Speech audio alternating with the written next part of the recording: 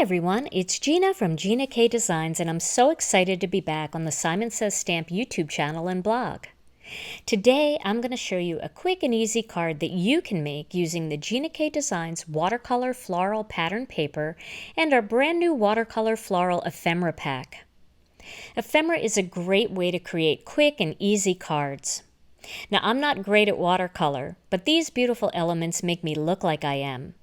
And if you prefer to create your own ephemera, you can do that using any stamp and die set of your choice. But ephemera is great when you just need something really quick, but you want it to be absolutely gorgeous. I'm going to start today's card using the Swiss Dot embossing folder, and I'm going to do the partial embossing technique. This allows you to create beautiful texture on your card while leaving a space for a greeting. So what I'm doing here is I'm placing that piece of cardstock into this embossing folder, and I'm leaving a little bit of cardstock sticking out of the end.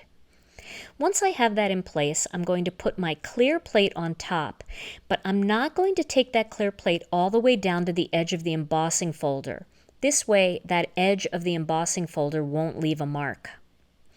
Then I'm going to add 3 pieces of cardstock just to tighten up the embossing and make the embossing a little bit deeper. And I'm going to run it through my Spellbinders Platinum machine.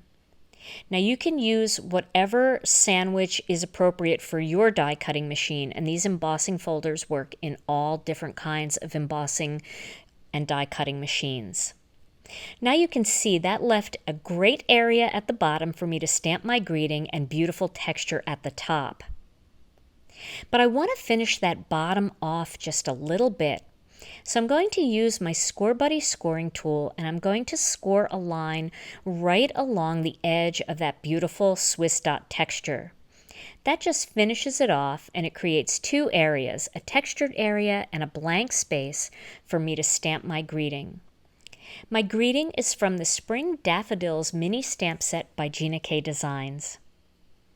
Now once I have that in place, I'm going to choose a pattern paper. I'm going to use this one that looks like beautiful tile. I don't want to use a floral for this because I'm going to have a lot of flowers on my card. I'm going to cut this piece down to measure 3.5 inches by 1 3/4 of an inch. So I'm starting with the 1 3/4 of an inch cut, and then I'm going to cut it to 3.5 inches. And that's going to go right across the center of my card. But first, I want to create a little shadow layer panel. So this panel is going to measure 1 7/8 of an inch by 3.5 inches. So it's going to create a small border on the top and the bottom, but it's going to be the same size on the sides.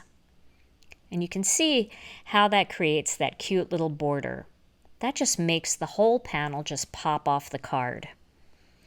Now I've added that strip to my card front, and then I've mounted the card panel onto a black layer and then onto a Stormy Sky gray card base. Look at all of this beautiful ephemera. There's so many options here. The hardest part about this card is trying to decide which of these beautiful flowers and leaves you're going to choose. You can see that there are lots of different options and different designs go together.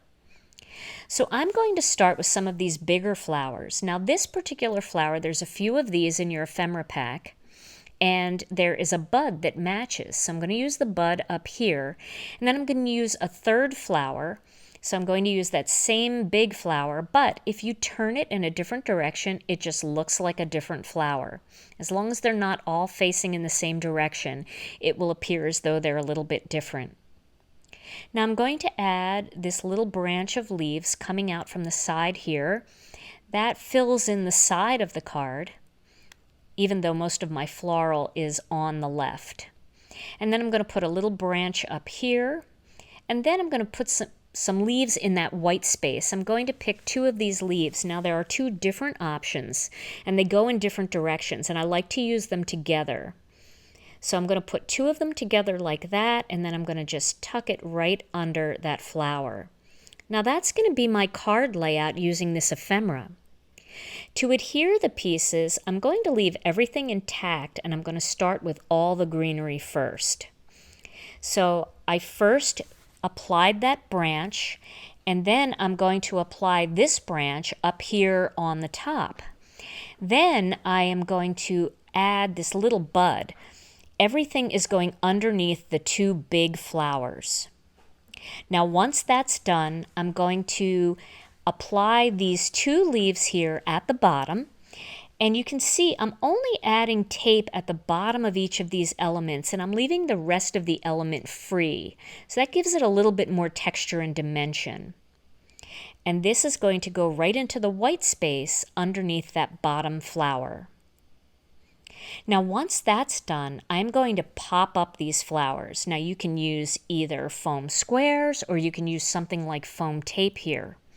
I'm going to use foam tape. This is the Gina K Designs foam tape by Gina K and Thermoweb. Thermoweb is known for great sticky products, and this is no exception. I love this foam tape. I'm going to apply it to the bottom of this flower because I only wanted to adhere it to the embossed area, not to that strip. There's a difference in height there, so if I just apply it to the bottom, it's not going to kind of stick out on the top. It's going to lay nice and flat. And then I'm going to add my final flower with some foam tape as well. Now because this one is going on the strip, it's going to be a little higher than the other flowers, so I actually have 3 layers of dimension here, which really brings this card to life. I've got all the greenery laying flat, I've got the bottom flower popped up onto the white part, and then I've got this flower popped up onto the strip in the center. Well, you can see how easy that card came together using ephemera and pattern paper. And it's not too thick, so it'll fit into an envelope without additional postage. You can also add rhinestones or pearls to finish it off with a little sparkle and shine. Well, I hope you enjoyed today's video, and I hope you'll give ephemera a try. It's so much fun, and it's a great way to make quick and easy cards. Ephemera is also great for scrapbooking, art journaling, mixed media, and for home decor. Thanks so much for joining me today, and I'll see you again real soon.